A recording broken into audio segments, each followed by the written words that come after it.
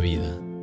No se trata de correr, no se trata de ganar, no se trata de competir. La vida se trata de vivir, sentir, disfrutar cada momento. Aquellos días cuando jugabas de niño, no te importaba el dinero, no pensabas en el trabajo, solo disfrutabas los juegos, la diversión, los dulces. El amor es así, la vida tiene que ser así. No se trata de sufrir, no se trata de trabajar hasta tener todo el dinero del mundo. Se trata de sonreír cada momento, cada segundo, cada instante en este planeta Tierra.